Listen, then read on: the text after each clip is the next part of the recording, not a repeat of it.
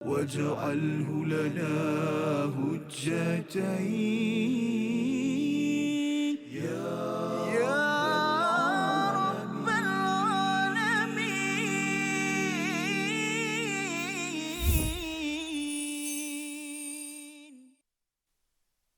وإن كان رجل يورث كلالة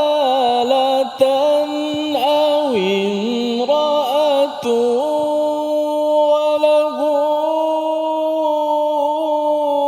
أخ أو أخت فلكل واحد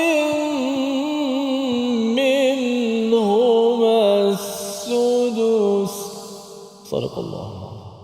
Assalamualaikum warahmatullahi wabarakatuh. Alhamdulillah wassalatu wassalamu ala Rasulillah wa ala alihi wa man walah. Syada la ilaha illallah, syada Muhammadan abduhu wa rasuluh. Allahumma salli ala sayidina Muhammad wa ala alihi wa sahbihi ajma'in. Amma ba'du. Apa khabar tuan-tuan dan puan yang dirahmati Allah sekalian? Kita bertemu dalam My Quran Time, Quran Salat Infaq pada hari ini untuk sama-sama kita meneruskan pelajaran ayat yang ke-12 bahagian yang kedua, satu ayat yang panjang dalam surah An-Nisa sebagai satu panduan kepada kita tentang satu ilmu yang dinamakan sebagai ilmu faraid, satu ilmu kewajipan untuk ditunaikan bagi mereka yang bersama dengan keluarga yang perginya seorang insan yang disayangi dalam sebuah satu unit keluarga tersebut. Dan pada hari ini kita akan teruskan bersama Al-Fadil Ustaz Tirmizi Ali. Apa khabar Ustaz? Baik, alhamdulillah Safas. Baik. Sihat Ustaz ya. Ya. Kita nak sambung bahagian yang kedua pada hari ini. Masih lagi? Masih lagi, dan kita ada rakan-rakan kita daripada Johor, Darul Takzim. Kita ada daripada Helwa Jementah, Segamat Johor. Masya-Allah ya. Dulu saya duduk dekat Segamat dulu tu. Bekerja kat sana. Kalau di Keluang tempat saya membesar, belajar faraid ni kat sanalah. Kitabnya dia Ustaz Fah mungkin pernah berselisih dah berselisih daripada mungkin kan kalau dekat bandar Segamat ke, wallahu alam. Dan saya ucapkan ahlan wa sahlan kepada kumpulan Istiqamah yang terus bersama, dan saya yakin bagi kumpulan Istiqamah, tuan-tuan yang istiqamah di rumah, bila kita sudah pun melihat ayat 11 ayat 12 Ustaz ya.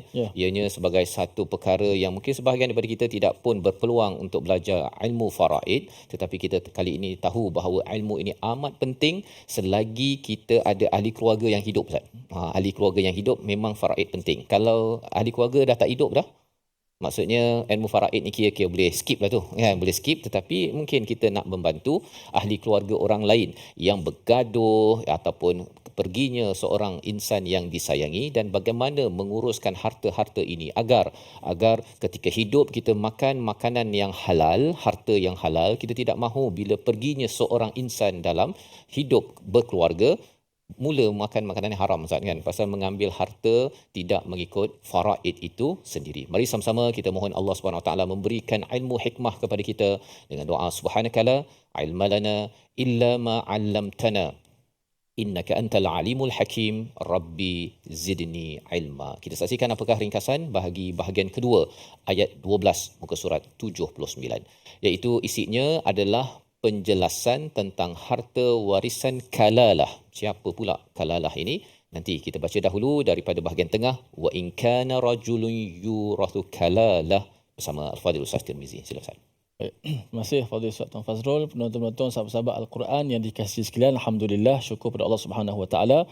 Kita nak meneruskan lagi pengajian kita daripada surah An-Nisa, ayat masih lagi ayat ke-12 sambungan semalam.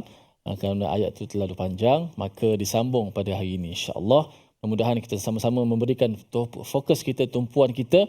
Mudah-mudahan Allah Ta'ala berikan keseronokan, ketenangan hati kita, khusyuk kita dalam kita tadabbur ayat-ayat Allah Subhanahu Wa Ta'ala. Inilah indahnya memori yang kita cipta, kita bina ini dengan Al-Quran, mendengar, membaca, menghayati, tadabbur, semuanya insya-Allah mendapat ganjaran pahala di sisi Allah, daripada Allah Subhanahu Wa Taala.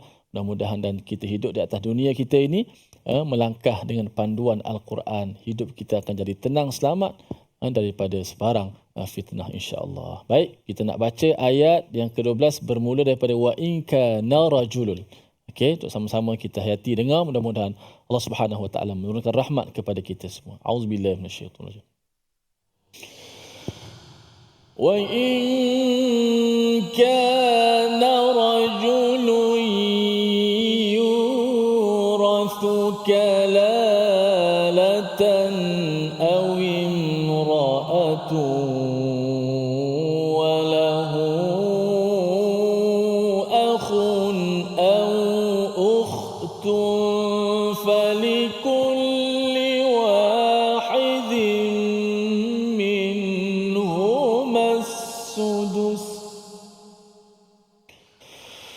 فإن كانوا أكثر من ذلك فهم شركاء في الثلث من بعد وصية يوصى بها أو دين غير مضار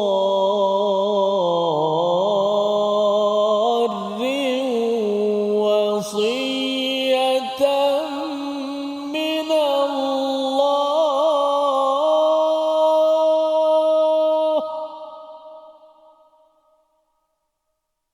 وصية من الله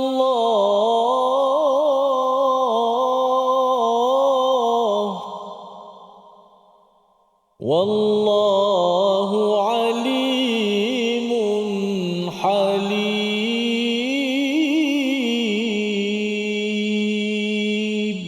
صدق الله العظيم. Surah Al-Nazim, gitulah bacaan daripada bahagian kedua ayat yang ke-12 untuk sama-sama kita meneruskan pelajaran pengajian kita berkaitan dengan Al-Quran, bagaimana Allah memberikan panduan menguruskan harta pusaka selepas perginya orang yang kita sayang dalam hidup kita seharian. Kalau sebelum ini pada ayat yang ke-12 kita sudah pun belajar dengan perkataan walakum seawal ayat 12 ini, iaitu dan bagi kamu, sebagai satu perkataan di mana Allah sudah pun memberikan bahagian-bahagian kepada si suami ataupun si isteri yang kematian pasangan masing-masing, ya. Contohnya si suami ada isteri yang meninggal, ya, ataupun si isteri ada suami yang meninggal. Walakum, ada bahagian kamu, dan bahagian itu adalah ketentuan daripada Allah Subhanahu Wa Taala. Kalau ada takwa, Ustaz, ya, kalau ada takwa, kita tidak akan persoalkan. Cabarannya bila takwa tak muncul.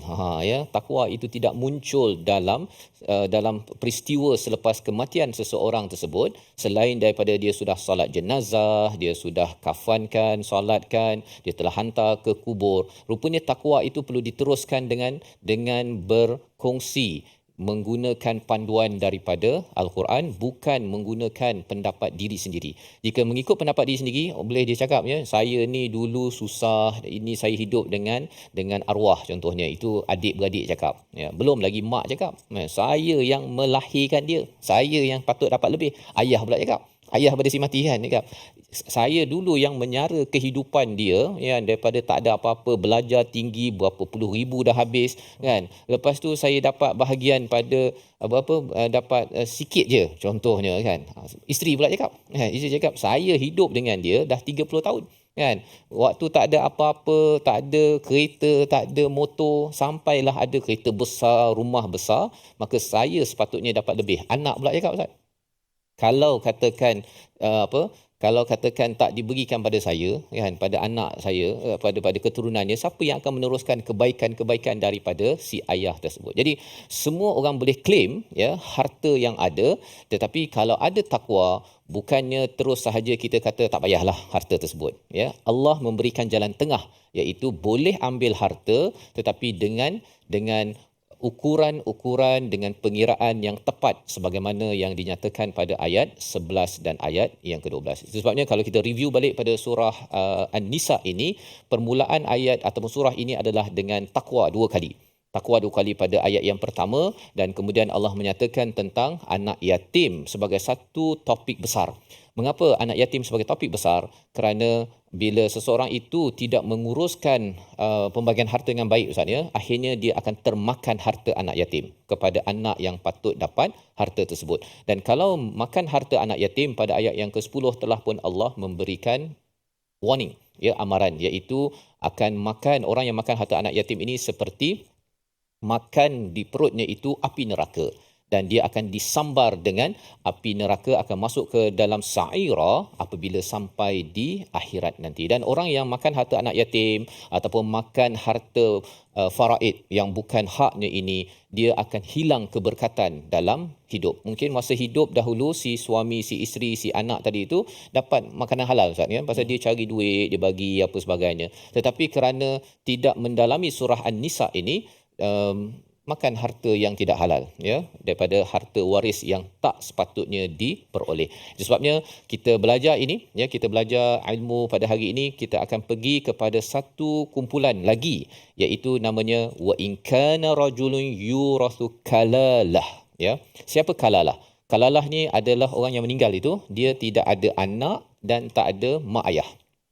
Tak ada anak dan tidak ada mak ayah. Jadi maksudnya tak adalah harta untuk anak pasal tak ada anak, dan juga tidak ada harta pusaka untuk mak ayah pasal mak ayah dia mungkin sudah meninggal, ya.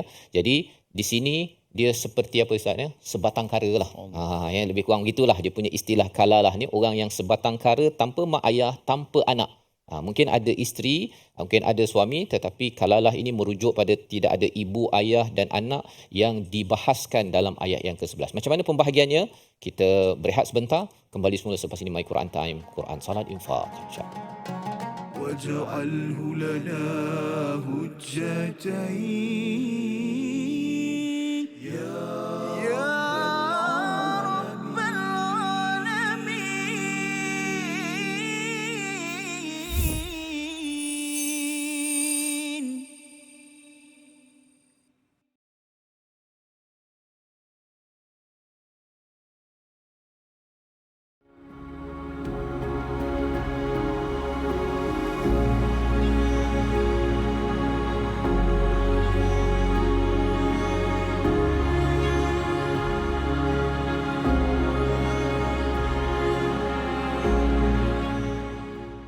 Al-Quran.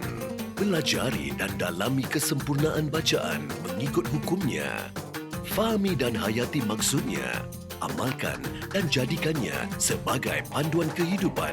Bukan hanya kita belajar tadabbur, bahkan kita akan belajar tajwid secara mendalam dan ada segmen hafazan. Saksikan episod baharu My Quran Time 2.0 setiap hari 12.30 hari di TV9, juga di saluran Astro 149.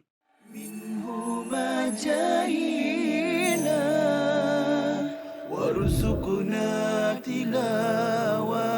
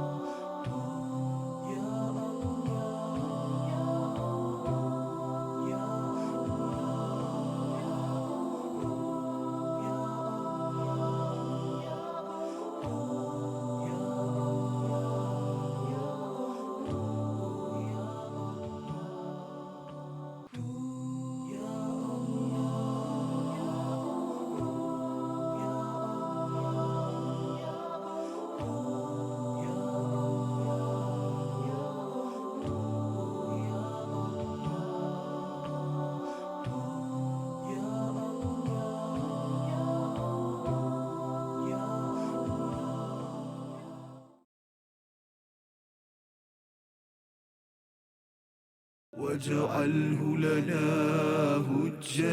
هجتين يا رب العالمين.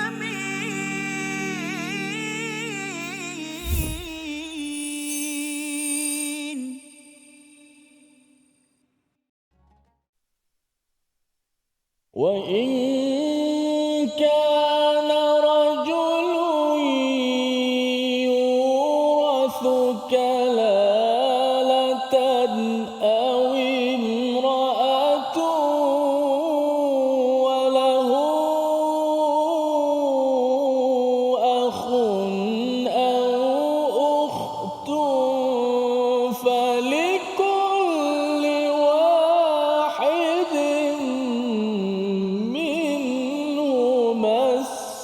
السدس.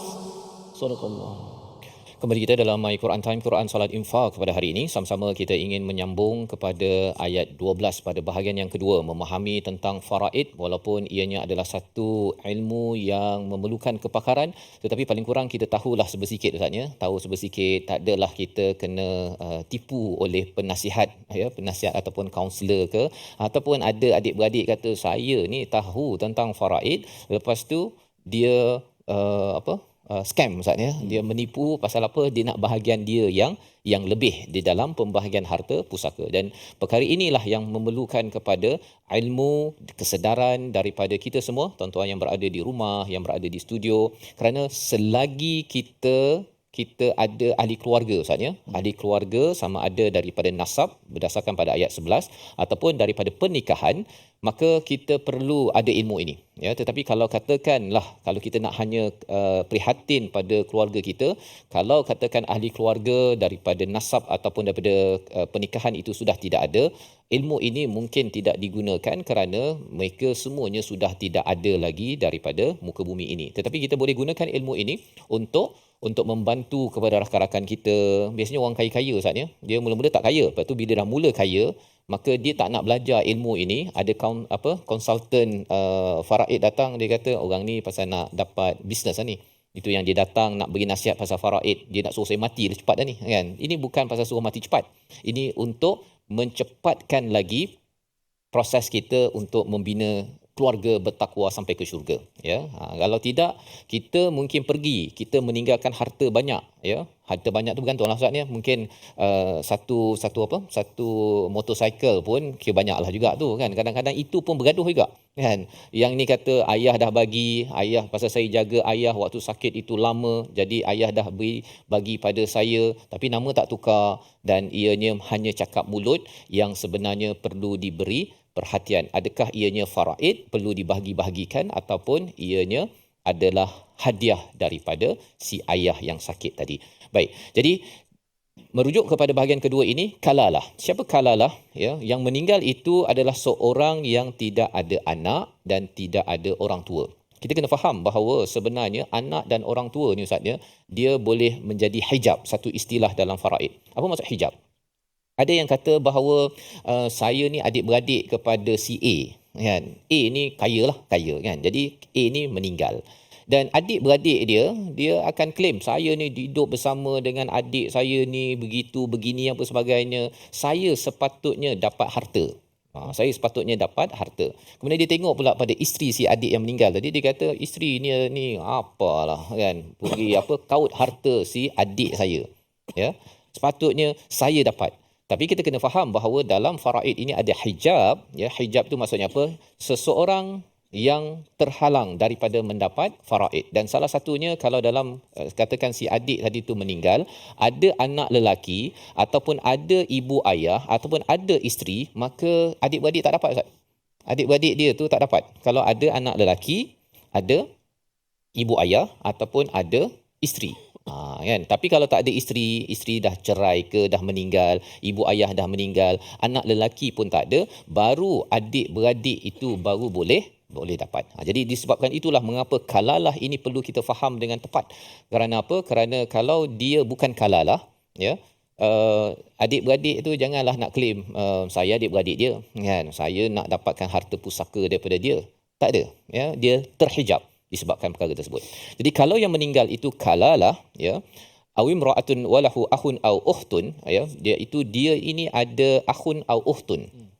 Ada saudara lelaki ataupun saudara perempuan seibu, ya. Akhun dan ukhtun ni istilahnya bagi saudara lelaki seibu ataupun ukhtun ini saudara perempuan seibu. Maka apakah yang kalau ada seorang lah, ya, kalau ada seorang, falikulli wahidin minhum as-sudus, dia dapat 1/6 daripada si mati tadi, ya, dia dapat 1/6. Tapi kalau katakan dia ada adik-beradik seibu yang lebih daripada seorang, maksudnya 2, 3, 4, 5, 6, maka mereka akan berkongsi al-thuluth, iaitu sepertiga, ya, sepertiga. Kalau tadi sudus 1/6, kali ini 1/3 dia share adik-beradik seibu dia tadi. Dan mengapa seibu sahaja yang diberi perhatian di sini? Seibu sebapa macam mana? Seibu sebapa tu memang confirm lah, adik-beradik yang normal ada bahagian yang tersendiri. Kalau dia tak ada ibu ayah, memang dapat bahagian. Yang tadi kita bercakap tentang hijab tadi tu kan, kalau dia ada ibu ayah, ada anak, adik-beradik satu ibu ayah itu tak dapat. Adik-beradik tak dapat. Tapi kalau dia memang dah kalalah, confirm dah boleh dapat kan. Jadi itu dah ada bahagiannya. Tapi kalau ada yang adik-beradik seibu sahaja, dia dapat 1/6 ataupun 1/3. Jadi pelajarannya apa? Nampak macam kompleksnya kan, nak fikir perkara ni. Yang itu ikut case by case tuan-tuan ya. Tuan-tuan mungkin ada yang kata saya ada mak ayah lagi, saya ada anak. Jadi tak payahlah bincang pasal kalalah ini. Kalalah ini hanya apabila kes seorang itu yang meninggal tidak ada ibu ayah ataupun tidak ada anak, maka bersedia untuk bagi harta kepada siapa? Dipecahkan kepada adik-beradik seibu seayah, dan dalam kes ini fokus kepada yang seibu sahaja, iaitu 1/6 ataupun 1/3. Dan bila bercakap tentang perkara ini, kita kena faham, walaupun ayatnya simple juga, tapi bila kita tengok kesannya apa? Kesannya ialah pembahagian ini, prosesnya bukan makan hari ini tanam masuk kubur kan, besok bincang-bincang selesai. Tak semudah itu. Kerana apa? Kerana di situ ada dinyatakan tadi, fa in kanu akthara min zalika fahum syuraka fi thuluth, okey, min ba'di wasiyatin yusa biha aw dain ghairu mudar, iaitu pastikan syaratnya pertama bayar hutang. Jadi nak bayar hutang ni bukannya hari ni tanam ya, kuburkan ya, dengan sedihnya, dengan apa, besok boleh terus dia senarai hutang tu lengkap, kecuali memang si mati ini memang ada accountant dia dan semua hutang dia ya tersenarai. Itu sebabnya mengapa hutang ini kena ada dokumen yang kita belajar dalam surah Al-Baqarah. Kerana kalau katakan ada orang datang kan kita cakap kan, siapa ada hutang sila datang kan, dia kena bagilah dokumen tersebut. Kalau tidak, dia boleh cakap dia, si mati sebenarnya ada hutang dengan saya 1 juta. Takkan kita kata 1 juta, kita transfer 1 juta, lepas tu seorang lagi datang 1 juta, kena scam, kena tipu je, akhirnya habis harta tersebut. Jadi mengapa surah Al-Baqarah itu penting untuk diberi perhatian? Walaupun mungkinlah si mati ini dia ada hutang tapi tidak tersenarai, si isteri tak tahu, mak ayah tak tahu, anak tak tahu, tapi ada orang datang dengan dokumen, dan dokumen itu disahkan, maka sudah tentunya ia memudahkan urusan pertama apa? Bayar hutang. Yang keduanya wasiat. Wasiat ini sudah tentunya perlukan kepada satu wasiat yang ditulis, dan ianya kalau boleh digazetkan oleh konsultan ataupun peguam ya, untuk memastikan wasiat itu bukan penipuan. Boleh je kan wasiat untuk memindahkan kepada syarikat ataupun kepada yayasan ini. Rupanya yayasan itu di belakang-belakangnya itu ada adik-beradik ke, ada orang yang menanti harta untuk dimakan. Yang kedua. Yang ketiga, apa yang perlu kita buat? Kita tunaikan faraid yang ada. Cabarannya Ustaz, kadang-kadang 2-3 tahun tak selesai. 2-3 tahun tak selesai, sepatutnya contoh kes yang boleh berlaku ialah meninggal seseorang, ayah, ada anak. Ketika 2 tahun proses penyelesaian itu, anak itu pula meninggal. Dan pada waktu itu, dia sebenarnya ada cucu lah. Ni ayah, ni anak. Ya. Jadi di bawah anak itu ada cucu. Ni consider atuk lah ni yang meninggal tersebut. Jadi pada waktu itu, adakah cucu mendapat bahagiannya? Di situ nampak betapa perlukan ilmu dan merujuk kepada pakar. Tapi paling kurang tuan-tuan yang berada di studio, yang berada di rumah, kita tahu bahawa yang penting tunaikan hutang dulu. Jangan excited nak dapat harta, hutang, saya tak nak kira, saya tak nak kisah. Itu perlu diberi perhatian. Selepas itu wasiat dan juga untuk menunaikan faraid yang ada tersebut, dan kita kena mengambil kira masa yang makan masa tersebut untuk tepat. Pasal kalau tak tepat Ustaz, kesannya ialah makan harta tidak halal kan. Nak cepat punya pasal, saya nak konsultan uruskan dalam masa 2 bulan. Rupanya selepas dalam masa 2 bulan tu ada yang termakan terlebih, ada yang terkurang. Kita tidak mahu ianya menjadi bahan bakaran api neraka dalam sebuah keluarga. Jadi ini pelajaran penting membawa pada perkataan pilihan kita pada hari ini. Kita saksikan, iaitu perkataannya ialah wa in kana rajulun yurathu kalalah. Ya, kita beri perhatian pada perkataan yurathu yang daripada kata akar waritha, waris, mewarisi, 35 kali disebut dalam Al-Quran.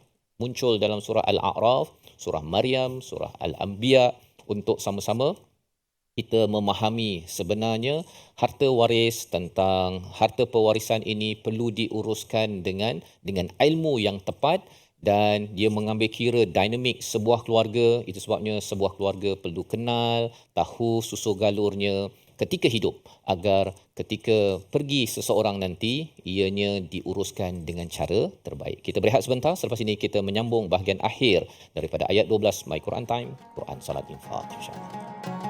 واجعله لنا هجتين يا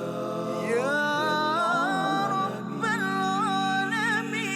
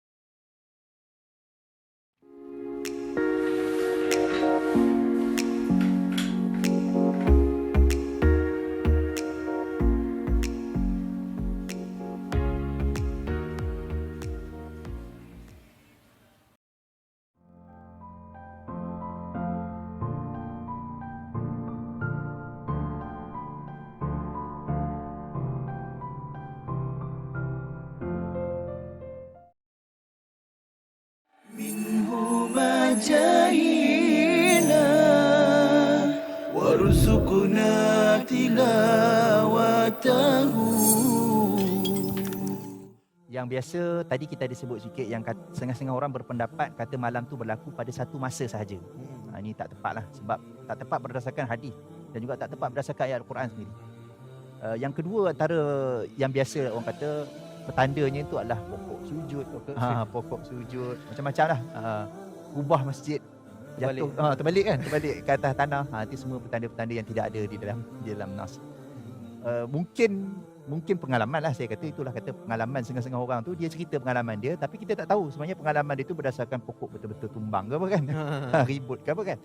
Ada orang dia kata saya letak pokok, sangkut kain tuala di dahan, esok pagi tengok dia atas kan. Mungkin malam tu ribut, kita tak tahu kan. Dia ingat dahan yang sama yang dia dah sangkut tu, tengok ada kat atas. Itu pun antara kepercayaan yang masyarakat ingat itu adalah tanda Al-Qadar, tapi sebenarnya tidak. Dia bukan tanda Al-Qadar, mungkin itu pengalaman masing-masing yang berbeza daripada satu kan dan orang yang lain. واجعله لنا هجتين يا رب العالمين.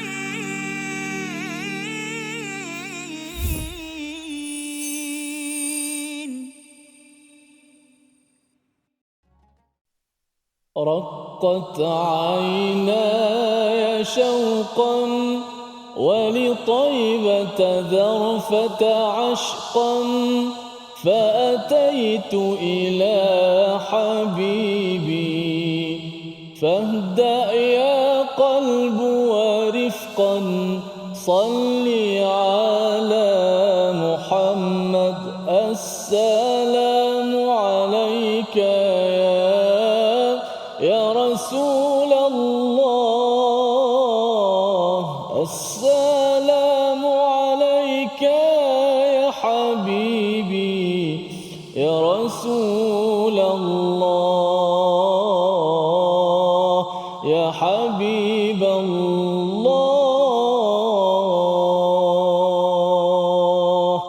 اللهم صل على سيدنا محمد وعلى آل سيدنا محمد. Alhamdulillah. Terima kasih kepada semua para penonton terus setia dalam My Quran Time, Quran, Salat dan Infak. Alhamdulillah. Dan saya mengalu-alukan sekali lagi kedatangan di studio kita tersasa pula daripada kumpulan Helwa Gementah Segamat Johor Darul Ta'zim JDT. Masya-Allah. Ustaz Fas, bila last pergi Johor? Oh, dah lama juga. Dah lama, Kena melawat balik dah ni, insya-Allah. Okey, insya-Allah itulah semangat Ahlul Quran semua daripada Johor hujung datang ke tempat kita hari ini, alhamdulillah, untuk sama-sama memeriahkan lagi ataupun majlis Al-Quran kita, mudah-mudahan diberkati insya-Allah. Baik, kita nak lihat sedikit ayat yang sambungan daripada ayat semalam yang agak mencabar ayatnya, bunyinya, strukturnya yang agak sukar sedikit.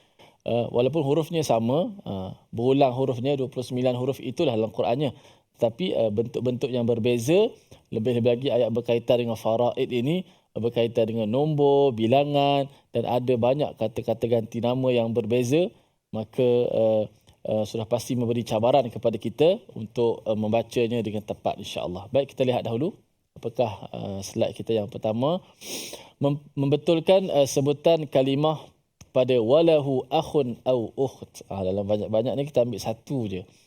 Pada ayat baris yang kita baca sebentar tadi tu. Wa in kana rajulun yurathu kalalatan aw imra'ah walahu akhun au ukht. Situ. Walahu akhun au ukht. Pertama ada dua huruf kha di situ. Satu bertanwin, baris di depan. Dan juga satu huruf tu mati sebelumnya berbaris di depan. Huruf kha lah, okey. Dan sebelum tu juga ada walahu. Walahu itu ada huruf ha di situ. Dipanggil hak dhamir, yang mana hak kata ganti nama lah. Maka dia bertemu dengan huruf hamzah. Maka berjadilah dia maksilah tawilah. Maksilah tawilah. Apa dia maksilah tawilah? Ada huruf ha kata ganti nama yang berbaris di bawah dan di depan. Baris atas tak kira. Baris bawah dan depan sahaja, sama ada bihi ataupun hu, hi ataupun hu. Sini bagi depan lah. Bertemu dengan hamzah pula, maka jadilah dia maksilah tawilah yang kita baca panjang. Kaedah dia lebih kurang sama dengan mad jaiz munfasil. Okey, maka baca panjanglah. Walahu akhun dibaca 4 ataupun 5 harakat.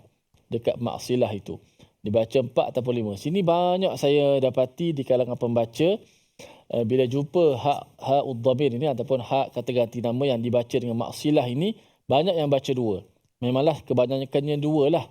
Tapi bila bertemu dengan hamzah sahaja, dia akan jadi 4 ataupun 5 mengikut riwayat yang kita baca inilah, iaitu Imam Hafs an Asim, imam kita Imam Hafs, riwayat imam kita Imam Hafs an Asim daripada Tariq Asy-Syatibiyah. Maka kita baca 4 ataupun 5. Dan kita lihat ada tanda mak dekat situ.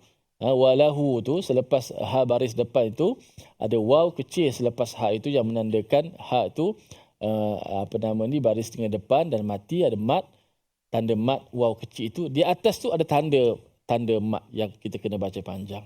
Maka bacalah sama ada 4 ataupun 5. Jangan baca 2. Okey, baca 4 ataupun 5 sebab kita mengikut riwayat siapa? Imam Hafs, Imam Hafs. Kita dekat Malaysia ni baca dengan menyandarkan kepada bacaan qiraat riwayat Imam Hafs. Okey, settle yang tu. Kemudian kembali kita kepada 2 huruf kha. Huruf kha ini adalah huruf yang berada pada makhraj hujung halq, hujung kerongkong kita. Leher kita ini ada pangkal, huruf hamzah dan ha, ada tengah, huruf ain dan ha, dan ada hujung. Hujung maksud dia hujung halqum ni dekat dengan pangkal lidah. Iaitulah huruf kha dan juga huruf ghain. Huruf kha dan ghain. Maka huruf kha ni sifat dia pula, selain daripada makhraj tempat dia di hujung halqum, sifatnya yang tebal. Kha. Tak boleh baca kha, baca kha. Cuba sebut. Kha. Kha. Kha. Akh. Kalau dia mati. Okey. Cuba sebut. Kha. Khu. Khi. Cuma huruf kha ni apabila dia berbaris depan ataupun baris bawah lah, dia punya ketebalannya kurang sikit. Tak samalah macam baris atas. Kha. Bila baris bawah, khi. Begitu. Okey, dia tidak khi. Ada setengah tu nak tebalkan juga, betul. Tapi sampai khi itu tak betul. Dia hanya khi. Begitu. Okey. Kemudian di sini kha-nya berbaris di depan. Akhun. Cuba sebut akhun. Walahu akhun au ukht.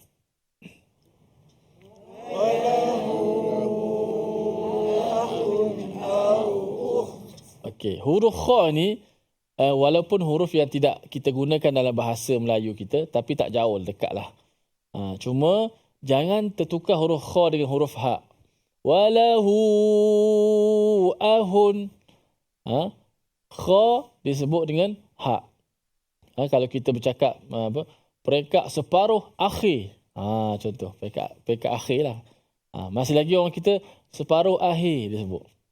Tak apalah, kita bercakap bahasa bukan Quran kan.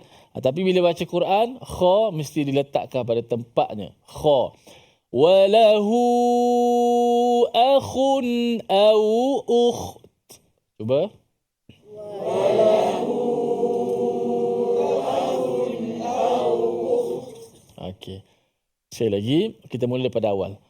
Wa in kana rajulun yurathu kalalatan aw imra'atun wa lahu akhun aw ukht. Wa in kana rajulun yurathu kalalatan aw imra'atun wa lahu akhun aw ukht. Bagus. Sekali lagi kita wa in kana rajulun yurathu kalalatan aw imra'atun wa lahu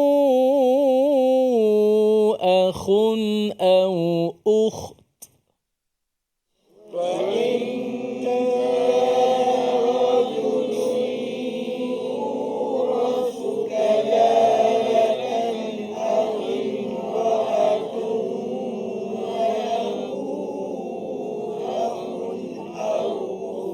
Okey, cumanya di hujung itu kha yang mati. Bagaimana?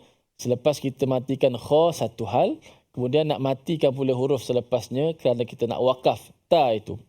Okey. Au ukht. Walahu akhun au ukht. Walahu akhun au ukht. Okey. Kha itu mati sebelum bagi depan. Kita tebalkan kha kan? Tebal sikit. Kemudian kita nak matikan bunyi ta itu dalam keadaan mulut kita kembali center balik supaya ta dapat dinipiskan. Jangan kita sebut au ukht. Bukan. Bukan tu dia. Gitu. Au ukht. Gitu. Cuba walahu akhun au ukht. Walahu akhun au ukht. Ada tak yang tak bunyi-bunyi? Tak dengar, tak dengar hamas pada ta itu. Ta dia sama juga macam kaf. Dia kena tahan suara dulu, putuskan suara dulu, baru ada sifat angin. Semalam kita sebut kaf kan. Ni ta pun dia punya sifatnya sama. Tertahan suara. At. Suara putus dulu, barulah dia punya angin tu. Hamas sifat udaranya keluar. At. Kita lepaskan lidah daripada makhraj ta, dia keluar angin. Cuba sebut kasabat.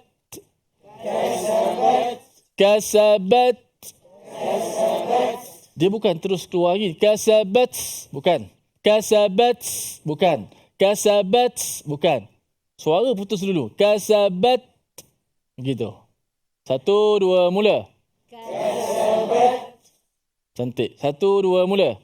Kasabat. Jangan cepat. Ramai yang baca. Laha ma kasabat wa alaiha maktasabat. Dia telah menukarkan ta kepada sin. Okey. Kasabat as. Tu sin.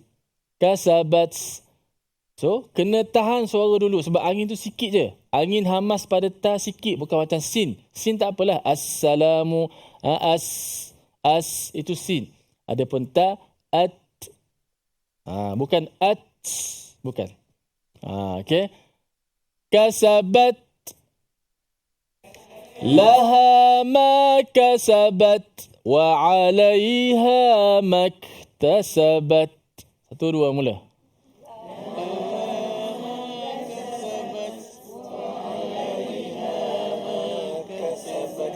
Kenapa takut-takut? Ayat ni grammar kan? Ayat ni dah biasa hafal kan? Tapi Alhamdulillah. Masih lagi kedengaran juga suara-suara tu. Mana ada yang hafal, mungkin tak confident je hari ni tiba-tiba masuk TV. Kena macam hafal pula. Jangan ke mana-mana. Kita nak rehat seketika, kembali selepas ini dalam My Quran Time. واجعله لنا هجتين يا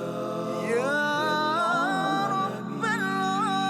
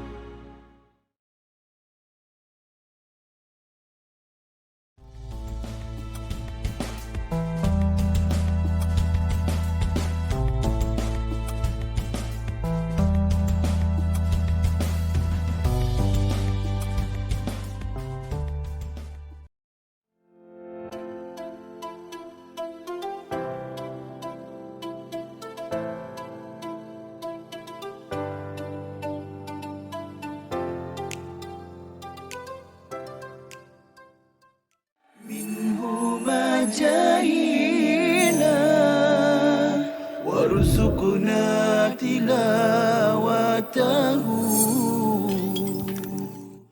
Ataupun sudut yang sedikit berbeza. Saya nak cerita tentang bagaimana Saidina Abu Hurairah ni dikritik oleh orientalis. Ustaz Hussaini tahu tak orientalis tu apa? Orientalis ni macam orang barat ke macam mana? Betul lah. Orientalis ni betul. adalah pengkaji daripada barat, ambil daripada perkataan oriental. Maknanya orang yang mengkaji tentang orient, iaitu timur, yang berasal daripada barat, maknanya orang barat yang mengkaji tentang Islam.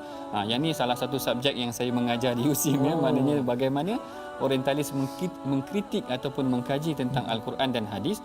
Salah sebuah kritikan yang dikenakan ke atas Abu Hurairah adalah salah sebuah kritikan yang dikenakan oleh orientalis ke atas hadis adalah mereka mengkritik Abu Hurairah. Seorang tokoh mereka yang terkenal namanya Ignaz Gottsicher. Ignaz Gottsicher ni orang Hungary. Orang Hungary bukan orang lapar, orang Hungary maknanya berasal daripada Hungary. Dia berasal daripada tim barat tapi dia belajar di Azhar.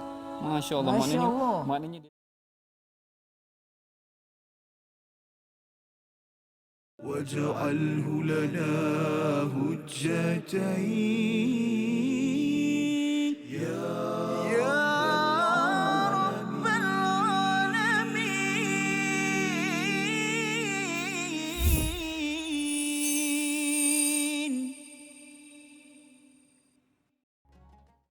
Kembali kita dalam My Quran Time, Quran Salat Infak pada hari ini. Sama-sama kita melihat kepada bahagian yang kedua daripada ayat yang ke-12 dan Alhamdulillah sebentar tadi sudah pun kita belajar sedikit dari segi hukum tajwid Ustaz ya, untuk kita baca dengan jelas. Dalam masa yang sama kita memahami tentang faraid, satu ilmu yang penting, dan yang dibincangkan sebentar tadi adalah istilah kalalah, iaitu seorang yang meninggal tidak ada orang tua, ibu ayah dan juga anak lelaki terutamanya yang menyebabkan hijab kepada adik-beradik ya. Dan bila kalalah ini, maka adik-beradik tadi yang seibu sebapa ataupun seibu berhak untuk mendapatkan bahagian masing-masing. Kalau katakan adik-beradik seibu tadi itu dapat 1/6, kalau katakan lebih daripada seorang mendapat 1/3 yang dikongsikan bersama. Mari sama-sama kita membaca sekali lagi ayat ini daripada tengah wa in kana rajulun sehinggalah akhir ayat ini, di mana Allah menjelaskan wallahu alimun halim. Mengapa ada perkataan halim berbanding dengan hakim pada ayat yang ke-11? sama Al-Fadil Ustaz Tirmizi. Silakan. A'udzubillahi minasyaitonir rajim. Wa in kana rajulun yurathu kalalatan aw imra'atun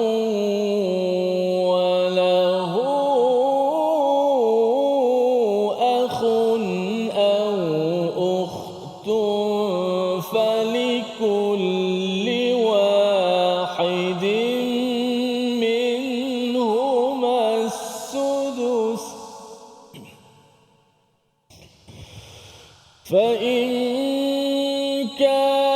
كانوا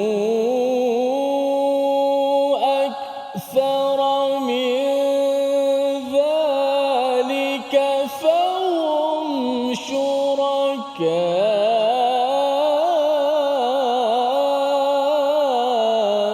في الثلث من بعد وصية يوصى بها أو دين غير مضار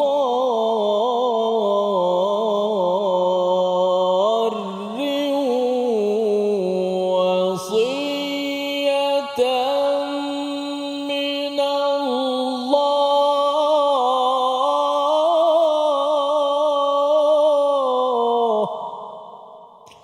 وصية من الله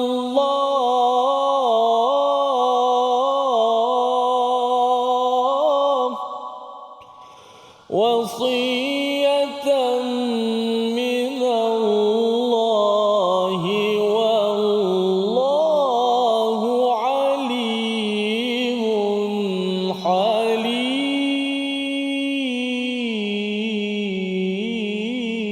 صدق الله العظيم. Surah Al-Azim, gitulah bacaan ayat yang ke-12. Di bahagian hujung ini kita bertemu dengan perkataan ghairu mudar, iaitu apabila perginya seorang itu perlu ditunaikan hutangnya dahulu, kemudian wasiatnya ghairu mudar, iaitu tidak memudaratkan. Apa maksud tidak memudaratkan ini? Ialah jangan sampai hutangnya itu, ustaznya ada hutang banyak, rupanya dalam wasiat dia itu dia paskan hutangnya itu kepada waris. Dia kata saya bagi hutang saya ini kepada siapa? Kepada isteri saya. Nanti isteri dia akan dapat, tetapi hutangnya berjuta, dapat harta seciput dia dapat 2-3 ringgit saja contohnya. Jadi itu adalah satu wasiat yang mudar, yang memberikan mudarat. Dan lebih daripada itu, ada pelbagai perkara tentang mudar ini, itu sebagai salah satu contoh yang perlu dielakkan. Ya, jadi itu sebabnya mengapa perlu tunaikan hutang dahulu, kemudian wasiat itu satu jangan sampai memudaratkan, dan dalam hadis Nabi dihadkan kepada 1/3 sahaja. Apa kesan kalau lebih daripada 1/3 daripada wasiat, ustaznya? Contohnya si suami dia kata bagi pada madrasah semua harta dia pasal dia rasa dapat pahala banyak. Tapi kesannya apa? Kesannya ialah pada isterinya nanti nak membesarkan si anak, bagi ibu ayah yang masih ada, ataupun kepada adik-beradik yang ada. Jadi kalau katakan wasiatnya itu macam mana sekalipun, tetap juga dihadkan kepada 1/3 sahaja yang boleh disahkan. Selebihnya 2/3 itu perlu digunakan untuk faraid tersebut. Dan ini adalah wasiat yang besar daripada Allah. Wasiyatan minallah, sebagai satu ulangan. Kalau kita tengok awal ayat yang ke-12, Allah mulakan dengan yusikumullahu fi auladikum. Kali ini pada ayat 12 Allah akhirkan dengan wasiyatan minallah. Ini wasiat sebagai apa? Sebagai tanda kasih sayang daripada Allah Subhanahu Wa Taala. Sebabnya bercakap tadi tentang faraid ini, Ustaz, ya. Bila masuk pada ayat yang ke-12 ini, dia nampak seperti hanya beberapa baris sahaja, tapi dia punya matematik itu berganda-ganda, bergantung kepada kes. Ya, contohnya lah, ya, jika seorang isteri, ni dengar kes, ya, tuan-tuan daripada segamat, daripada Jementah ni biasa dah kan, boleh jawab soalan ni. Contohnya, jika seorang isteri meninggalkan suami, kemudian ada saudara seibu dan juga satu saudara lelaki seibu sebapa, dah lebih tu kan, maksudnya dah ada 3 tu. Berapa yang si saudara lelaki seibu sebapa dapat? Oh, itu mencabar kan soalan tu. Satu kena tahu dulu bahagiannya. Iaitu 1/berapa, lepas tu jawab soalan. Jadi, apakah jawapannya? Saya bagi jawapan teruslah Ustaz ya. Ya. Suami dapat berapa? 1/2. Kita dah belajar tadi. Walakum nisfu ma taraka azwajakum. Dia dapat nisf, ya, setengah. Saudara seibu. Saudara seibu dia dapat 1/3 ke 1/6?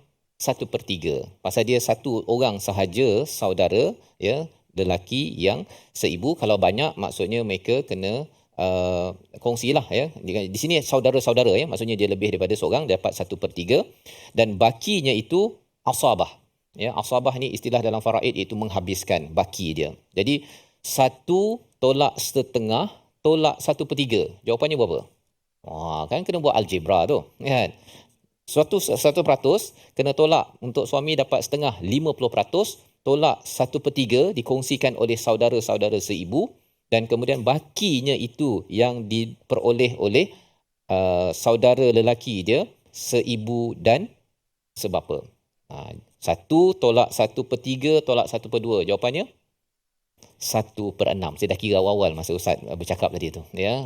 Nak ceritanya ialah apa? Dia kena kali sana kali sini gitu, dan ini kalau rasanya pening kepala, bagi je lah pada pakar, pada konsultan. Tapi saya nak beritahu bahawa dalam pengurusan harta ini memerlukan ilmu, dan ia adalah wasiyatan minallah. Itu yang kita nak highlight kan, ya. Kita kira-kira belajar matematik betul-betul ini, ya, kerana ini adalah wasiat daripada Allah. Kita bukannya nak menyusah-nyusahkan, ya, tetapi ini adalah tanda wasiat. Kalau ayah mak wasiat kerana nak menunjukkan kasih sayang pada anak, ini wasiat daripada Allah. Wallahu alimun halim. Ya, Allah ini amat mengetahui apa yang diperlukan, dan Allah ini amat empathy. Halim ini adalah sabar tahap tinggi. Ya, satu, sabar. Kalau ada orang buat silap tentang pembahagian ini, Allah tak beri denda terus. Tapi lebih daripada itu, Allah bagikan fard ataupun faraid ini kerana Allah amat empathy pada si isteri, pada si suami, pada ibu, ayah, anak yang ada. Jadi perlu ditunaikan wasiat ini dengan sebaik-baiknya. Membawa pada resolusi kita pada hari ini, kita saksikan. Iaitu yang pertama ialah pelajari dan fahami ilmu waris faraid ini yang telah ditetapkan oleh Allah Subhanahu Wa Taala. Yang pertama. Yang kedua, berlapang dada dan terima sistem pembahagian harta warisan seikhlas hati kerana ia adalah lambang takwa. Kalau tidak, ia akan dipersoalkan, akan mempersoalkan mengapa Allah bagi saya begini. Yang ketiga, hormati dan laksanakan penetapan hukum Allah dengan sempurna kerana ia ada kaitan dengan hudud yang akan kita bincangkan pada ayat berikut pada episod akan datang. Membawa kepada kita doa pada Allah SWT, harapnya Allah izinkan kita untuk beramal dan memahami perkara ini. Kita berdoa bersama Ustaz Tirmizi. Sila Ustaz. Bismillahirrahmanirrahim. Alhamdulillah rabbil alamin, wassalatu wassalamu ala asyrafil mursalin. Allahumma arhamna bil Qur'an waj'alhu lana imaman wa nuran wa hudan wa rahmah. Allahumma dhakkirna minhu ma nusina wa 'allimna minhu ma jahilna warzuqna tilawatahu ana al-laili wa atrafa an-nahar 'ala al-wajhi alladhi yurdika 'anna waj'alhu lana hujjatan ya rabbal alamin. Wa sallallahu wasallam wa baraka ala Muhammad walhamdulillahi rabbil alamin. Amin ya rabbal alamin. Semoga Allah mengabulkan doa kita, dan kita ingin memastikan kesedaran daripada ayat ini dalam masyarakat. Salah satunya Ustaz, bila ada orang cakap bahawa dia ni bercerai, ada ayah meninggal, semua peristiwa perceraian, meninggal, kahwin baru, semuanya itu ada kesan kepada pembahagian harta dan kesan halal haram kepada harta yang akan dipakai pada saat-saat berikutnya. Ini kesedaran yang ingin kita bina dalam tabung gerakan Al-Quran.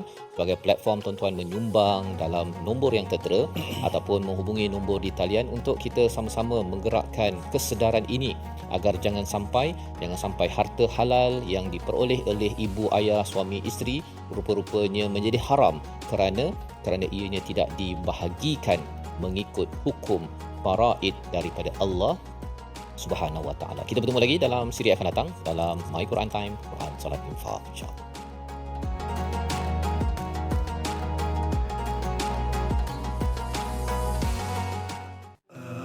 آناء الليل وأطراف النهار واجعله لنا هجتين